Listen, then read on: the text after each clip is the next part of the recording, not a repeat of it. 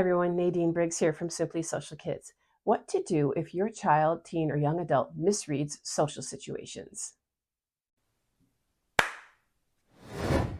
This happens all the time at our center where people misread what's going on in a social situation. And usually they're misreading it in a way that is negative.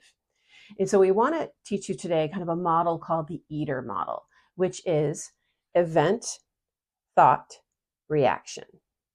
So events happen, things happen to us all the time. How we think about those thoughts, though, affects how we react to that situation or that event. And so I'll give you an example of what happens quite often. It happened just the other day at our center with an elementary school kid. So he was asking kids to play, and it was actually pretty noisy at the center, as it often is. Kids are playing, it's active, busy.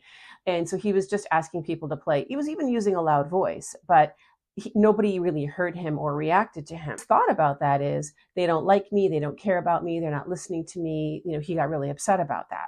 So his reaction was to lash out, to yell at them, to feel badly. He got so upset that he wanted to shred his thoughts, which we talked about in another video. He was just really, really angry that people weren't paying attention to him. But the fact of the matter is, it wasn't necessarily that they didn't want to play with him. They do like him, that I know for a fact. But I think what it was is they didn't hear him.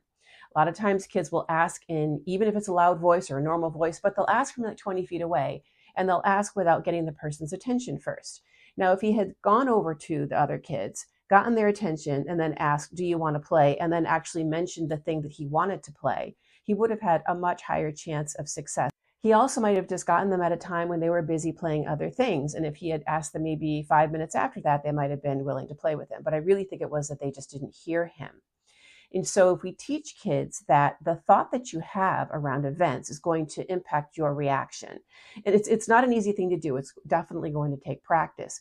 But if we can get them to think of other scenarios other than the worst case, then their reaction to different events could be different. Or maybe they just give it another try and try another way to get what they want from other kids. Like, again, walking over, getting their attention, asking them specifically what they wanted to play, and then seeing how it goes from there.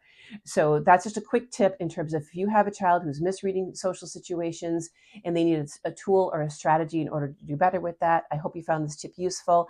Please hit subscribe. We're doing a lot more videos on how to help your child, your teen, young adult be more social. Hit like if you like this video, and definitely leave me a comment. I would love to hear from you.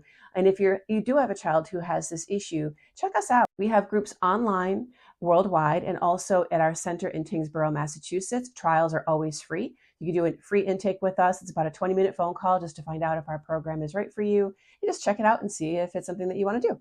So hope to hear from you soon.